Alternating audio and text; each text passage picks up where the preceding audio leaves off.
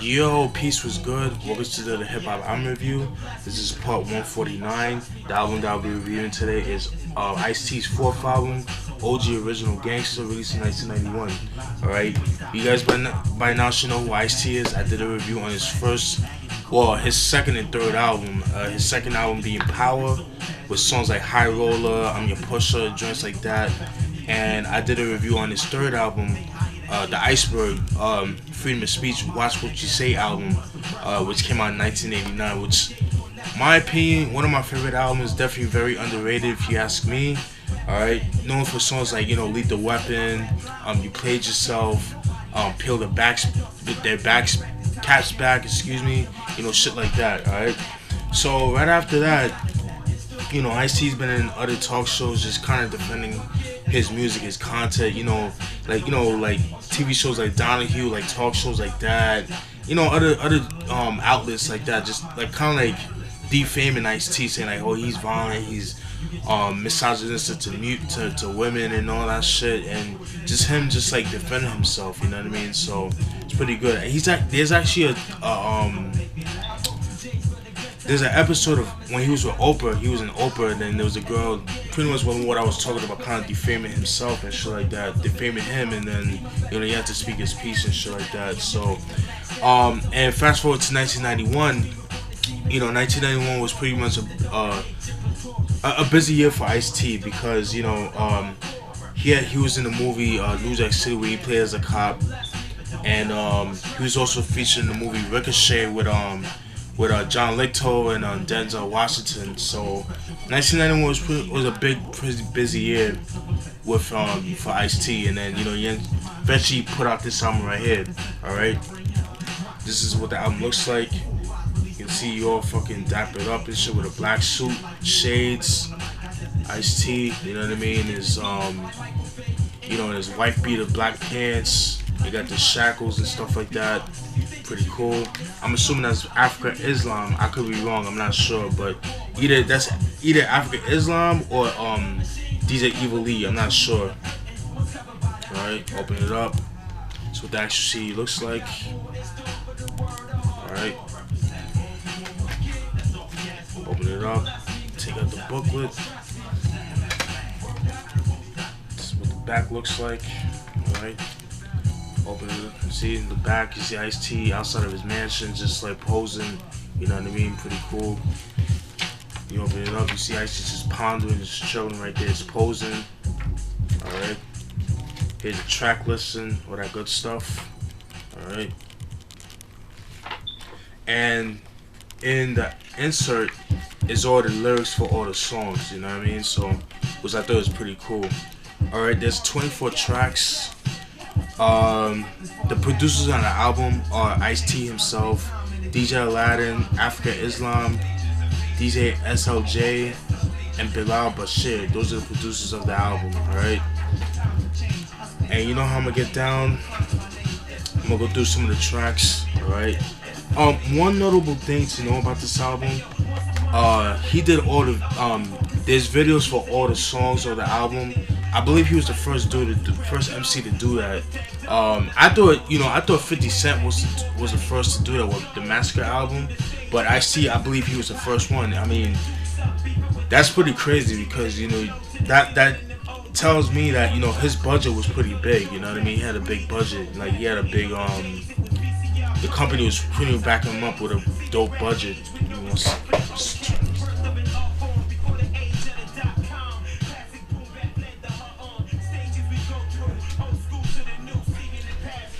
Alright, sorry about that. Yeah, so let me go through the first track, Home of the Body Bag. It's the intro to the album. Just him just shouting out like all the prolific songs of his career at the time. Like songs like Colors, 6 in the Morning, You Play Yourself, Lethal Weapon, High Roller, I'm Your Pusher. It's just him shouting out those songs and stuff like that. And he's just saying how LA is the home of the body bag, and you already know what the body bag is all about, you know what I mean? When you become a John or Jane Doe, so that's what he pretty much talks about. The second track, First Impression, is a skit you hear like a kind of like a female British reporter just saying like how she heard about all these bad things about Ice-T, how he's like a bad motherfucker, like, you know, he's like a violent dude, like, you know, he'll kill anybody that sees him wrong. But then when she meets him, she's like, yo, he's the total opposite. He's like the coolest motherfucker, and you know, he's the baddest motherfucker, and like, I'm totally on his dick. And that's pretty much what she said, yo. I thought that was pretty funny. It's a pretty funny skit. Track 3, Ziploc, one of my favorite tracks off the album. Love the beat for that joint. It has a kind of like a rock, like a kind of like a heavy metal guitar sample to it. I don't think it's a sample. It's just like a live instrumentation. They just hear the drums, put the drum beat in the background. Like, you just hear it. You can tell that's like SP 1200, you know, drum beat. You know, just by the way the drum programming and stuff like that. That's actually pretty dope. It's just him just addressing all the haters on that joint right there, saying like how all the media's hating on me. But yeah, I got 4 gold albums, including this album, because this is his 4th album. Like, you know, he's making all this money and all that stuff, but then he's just saying like, you know, like how he's a cool dude, but you step to him the wrong way, then you'll end up in the Ziploc, the body bag, and that's what he talks about. That's the Ziploc. My only gripe with that song is a little bit too short, in my opinion. I wish it was a little bit longer, but there is a video for that, which I'll post in the description box. Like, all the videos off the album, I'll post in the description box for you guys, alright? Track 4, Mike Contract. That's a pretty dope track right there. That features Donald D and Flavor Flav. Although they don't rap, they just like have like they just talk throughout the track, throughout the album, throughout the song, excuse me. And with that song, it's pretty much talking about how Ice-T feels like there's a lot of rappers biting his style. You know, whether it's like, I guess like the content, or you know, just like, you know, the way I think it's more of the content, like the whole gangster style. And so what he does is that him and Donald D, you know, they prepare for a stick up, and so like they go to this places, they act as a robbery. So there's a line where Ice-T said, yo, Donald D, are you ready for the 16s? Do you have your 16s ready? So the 16s would be like the weapons and shit like that. And I like how he did that. Like, you know, he made it into like a whole robbery, but instead of using weapons, like actual weapons, he's using the mic and the 16s to do all these whack MCs still in his style. So he's killing MCs with those weapons and stuff like that. And I thought that was pretty cool. So it's pretty much a robbery. It kind of remind me of like, you know, something that you would see like on Lyricist Lounge. It kind of remind me of that, and I thought that was very clever of him to do that. You know what I mean? That was pretty dope. I really like that joint right there. Track 5, Mind Over Matter, which I believe was the single off the album. It's just a braggadocio track, just saying how he still has it. You know what I mean? And he ain't slipping at all. Like, he's still dope, and you know, he's dope and shit like that. That's what I got from that joint right there. Track 6, New Jack Hustler, I believe was also a single as well. Yeah, it was a single. It was off the, and it was also featured on the New Jack City soundtrack. Well, anyways, that song, I've always felt like, just based on what I was listening, I think it's the sequel to High Rollers, where if you see my Power review, where it talks about, and he's talking about like all the good, like, you know, he talks about the glamorous stuff of being a hustler, being a high roller, but it talks about the evils of being in that life, and that's what I got from New Jack Hustler. So I believe that's a sequel to like a beginning, like a, not the beginning, but like the sequel to High Rollers, and that's what I got from that joint right there. That's how I see it. Track 7, Ed, is just like a short track. Ed, you know, it pretty much he talks about how Ed was one of Ice-T's mans, but Ed was just such a wild dude where, like, you know, he would drink every day, just trying to live the fast life, you know, with alcohol, drugs, and women. And there was a situation where, like, he was driving drunk under the influence, and he ended up getting into a car accident. He ended up dying. So it was just pretty much fucked up. You know what I mean? I hate when people drive drunk. I hate that shit. But that's pretty much what he talks about with the song Ed. It's a short song. It's about like 2 minutes long, and that's what I got from that joint right there. Track 8, Bitches 2. It's a funny story, man. It's pretty dope. In the first verse, he talks about his mans, one of his mans that used to be friends with Ice-T. Somebody didn't really have much going on for him, where he, would always, Ice-T would always look out for him. But then, I know you guys have heard the saying, never bite the hand that feeds you. Well, that's exactly what he did. He bit the hand that fed him.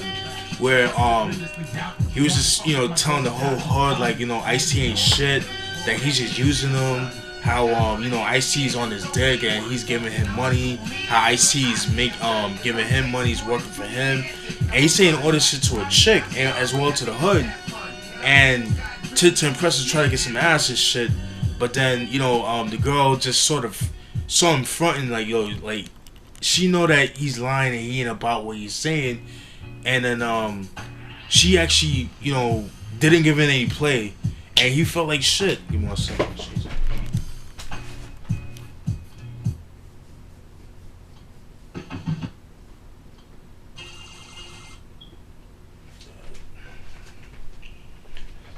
Yeah, so like I said, the girl didn't give him no ass or anything like that. So he felt some type of way. He felt like shit. He felt dumb and shit. So Ice-T, he approached him and shit like that, and he's like, yo, what's up? Like, yo, how'd you find out? That type of shit. So, he got caught and shit like that.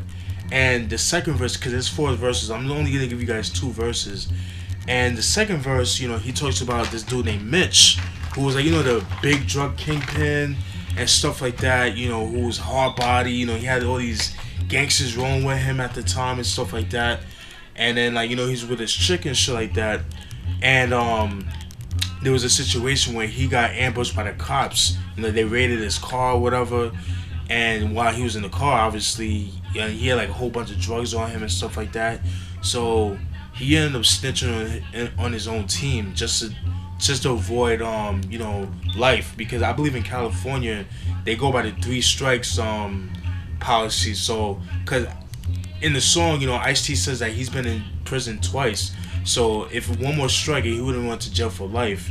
And so to avoid that, he actually went and snitched on his own team just to avoid jail time. So the moral of the story is, men can be bitches too, because that's some bitch ass shit. How you gonna bite your man's, hand after he looked out for you, after you haven't really had nothing going on for you, and he looked out for you because he saw the potential for you, just looking out, just being a friend, but just over some chick, that's some bullshit. I know people like that, and that's some bullshit.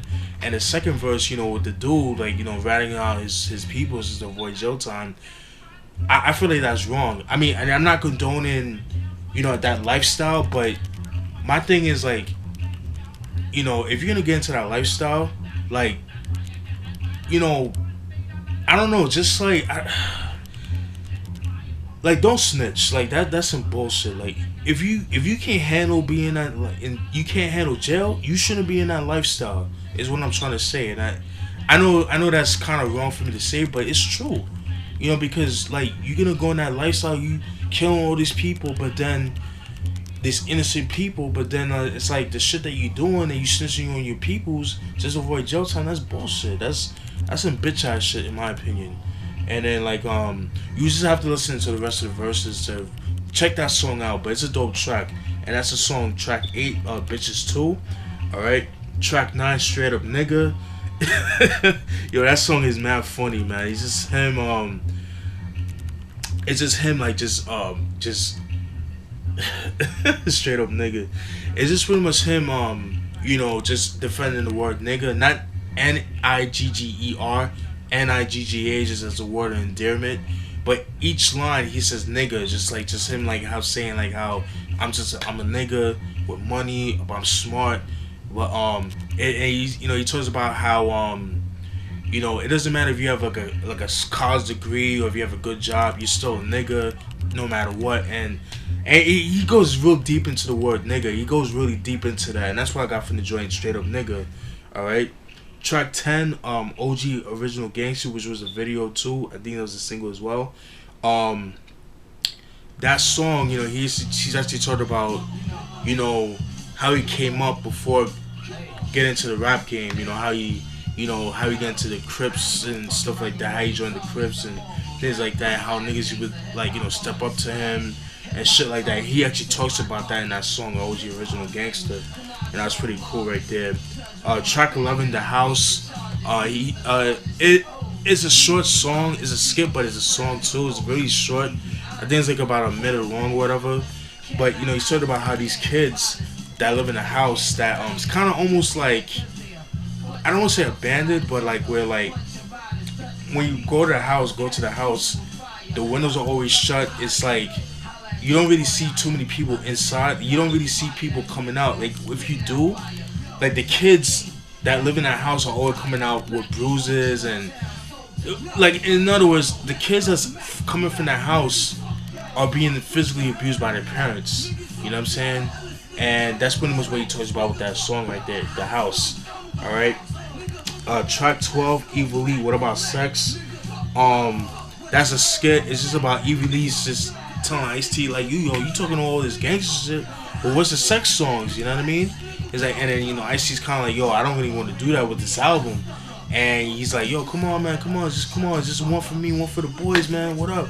So he's like, yo, he's just saying, like, he met this one chick, big ass chick, big ass and stuff like that. And then Evil Lee's like, what happened? Then I fucked her, you know, that type of stuff. That was pretty funny right there. Track 13, Flyby. That is, I believe, a posse cut that features Nat the Cat and Donald D. That was actually pretty cool right there. Nat the Cat and Donald D are part of the Rhyme Syndicate, Ice-T's group and shit like that. You know what I mean? Rhyme Syndicate had mad people like Donald D, Nat Cat, Everlast before he was House of Pain, Everlast. I believe Lord Finesse was part of the Rhyme Syndicate at one point too. Whole bunch of cats. There was like a shitload of people that was part of the whole Rhyme Syndicate group right there. Track 14, Midnight. One of my favorite songs off this album. I always felt like this was like a sequel to 6 in the Morning. It's kind of similar to that. And it just talks about how him and his mans, like Ice-T and his mans, are in a car, just chilling, just relaxing. A nice car with the tents and stuff like that. And these two dudes just approach to the car, trying to rob these niggas, trying to ambush them and stuff like that. And then, like, you know, they end up getting into a shootout, and then they end up, you know, getting into a car, like a high-speed chase with them, and then they end up getting into a shootout, and one of Ice-T's men got shot up and stuff like that, and then, like, the cop end up getting involved, and, you know, it was like a high-speed chase with the cops, and there's a whole bunch of stuff, man. And then, like, I guess, you know, you would have to, like, listen to the song, but I'm just giving you, like, little pieces and dips, little bits and pieces of the song, but it's pretty dope right there. Alright, that's Midnight. Track 15, Fried Chicken. Fucking love that joint. It's a skit, but it's a song, very, very short. All my producers could relate to this, especially the ones that sample. You know, it's just pretty much sort about you know, vinyl. You know, it's just sort of about, you know, the process of making beats. You know, it's just sort of like, yo, I gotta try to find a dope beat, and how you know, like, yo, the record's kind of dirty, it's kind of dusty. So, like, yo, what you gotta do is use rubbing alcohol and clean it up. Or you can use Ivory soap, which I do use. I do use rubbing alcohol to clean my records and stuff, like circular. You know, obviously going, you know, following the groove. You know what I mean? Obviously, you know what I mean. And he just talks about that. And then, like, this when they leave the needle on the record, it's like, yo, it's still popping, it's still scratching. It's like, yo, that sound kind of dope, man. Like, yo, it's just EQ it. I'm pretty sure that people won't hear it, but that's actually pretty dope. So all my producers could relate to that, and they would appreciate that joint right there. I'm glad he did that joint. That's pretty cool. Track 16, MVPs. It's just him, like, paying homage to hip hop, just giving props to the illest hip hop, to the pioneers and to the dope MCs that was out at the time, like Big Daddy Kane, Public Enemy, EPMD and all those cats, and just saying they're the real MVPs and stuff like that. That's what I got from that joint right there. Track 17, Lifestyles of the Rich and Infamous, pretty dope track. It pretty much goes into the how it is to be on tour as an entertainer. Like in the beginning, it starts off like one of Ice-T's man's like, yo, come on, I want to go on tour, man. Let's get away with all these, make all this money, make all these honeys and stuff like that. But Ice-T's just talking about how it's not, touring is not what it's all cracked up to be, because it's a long process. It's like a really pain in the ass process. Like, you go on tour, you go on planes, you go to the hotels, you have to do interviews anytime you go to the cities, you gotta perform, you're tired, you don't have time to relax. It's like once you're done with the tour, with the concert, you have to go back to your hotel room. You only get probably like an hour or two of sleep. Then you have to go to the next city. So it's a lot going. It's a lot when it has to do with touring. So that's what I got from that joint right there, and I like how he did that. It's pretty cool right there. Track 18, Body Count, pretty dope track. What I like about that track is that it was his introduction to his rock group that he has called Body Count, that he first debuted with back in like 91, 92 on this album. So this is their first introduction, his introduction to Body Count, his rock group. But there's a skit where he says like I guess like he was in the interview, and they were saying like how Ice-T felt like that he sold out because he's doing rock music. But Ice-T's like, yo, listen, rock music is black music. The pioneers of rock music is Chuck Berry, cats like Little Richard, Chuck Liddell, cats like that. And just saying like how like you're ignorant, and I feel sorry for people that only listen to one type of music, which I could fucking relate, because and it's funny too, because I think people only think I only listen to hip hop because I do these reviews and I only post stuff, but I listen to all kinds of music. But I could definitely relate to him on that. But like I said, this is like more like introduction to his rock group Body Count. So it's a rock song. It's pretty good. All right. Track 19, Prepare to Die. It's just a freestyle. You know what I mean? Pretty dope. Pretty cool.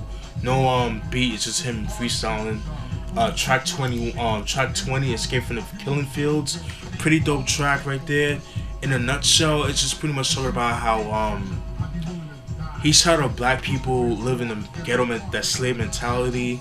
Just saying like how people like embrace the ghetto so much. It's like, yo, you gotta get out of that mentality, and that's what he talks about. Escape from the Killing Fields. You know what I mean? And that song is so relatable to today, because you see these niggas, posting on Warsaw Hip Hop, seeing people like filming people fighting, or shit like that, like little kids, girls fighting, like stuff like that, and that's pretty much what he talks about in a nutshell. Just black people living in that ghetto mentality, that slave mentality. Let me see how much time I got left. Alright, I gotta wrap this up. It's almost done. That's Escape from the Killing Fields. That's what I got from that joint. Street Killer, track 21. It's just him playing as a cop, just saying like how this cop could do whatever the fuck he want. Like I could kill you and I could get away with it, which is pretty much happening right now. Somewhat in a sense. If you fuck with me and my boys, meaning his colleagues and stuff like that, I'll kill you. I'm just threatening, just thinking he's above the law, and then next thing you know, Internal Affairs tell him like, yo, they want to interview him, they want to investigate, they want to interview him, just like investigate him and stuff like that. So that's what he gets. Track 22, Pulse of the Rhyme. It's just he just compares his beats, his lyrics and his beats, to brutal violence and stuff like that. Pretty cool. I like how in the verse where he kind of talks about like the like when you have the radio, like when you playing like an ill ass beat, and like just like the the speakers just pulsating and stuff like with a hard ass kicks and drums. I like how he explains that. That's pretty cool right there. Track 23, The Tower. It's pretty much talking about the dangers of the California prison system and stuff like that. I thought that was pretty cool right there. You know, it talks about like the white gangs, you know, the white Aryan Nation, the Muslims, the Mexican gangs and stuff like that. And he goes into depth with that shit. That's what I got with The Tower. And the last track is You Should Have Killed Me Last Year. It's just a skit. He's just saying how he finished recording this album back on January 15th, 1991, and like how he see people going to the Gulf War, because at the time the Desert Storm War over there in Iraq and Kuwait, people dying over nothing over that shit, and he's shutting out his peoples that's been in jail throughout his whole career, his rap career, and he's just saying like, yo, fuck the all branches of law enforcement, whether it's the CIA, FBI, DEA, all that shit. He says fuck you to George Bush and his wife and Tipper Gore and all that shit. I thought that was pretty cool. That was a pretty dope way to end the album. Alright. Overall, very dope album. This is a classic album. Dope West Coast hip hop. Classic album. A lot of people say this is his best album. I have to agree with that. You know, even though I don't consider this his best. I mean, it is his best album. I'd say it's one of his best albums. It's one of my favorite albums besides Freedom of Speech. Alright. I highly recommend getting this album. Even if you don't like Ice-T, if you like West Coast hip hop, gangster rap, then you'll definitely enjoy this joint right here. With this album, what I like about it, it has like a more East Coast feel to it. Even though I like West Coast hip hop, even though this is West Coast hip hop, but when you hear the beats, it has more of a East Coast feel to it. So the beats are like more sample based, a lot of more drum breaks and stuff like that. That all my East Coast heads would enjoy.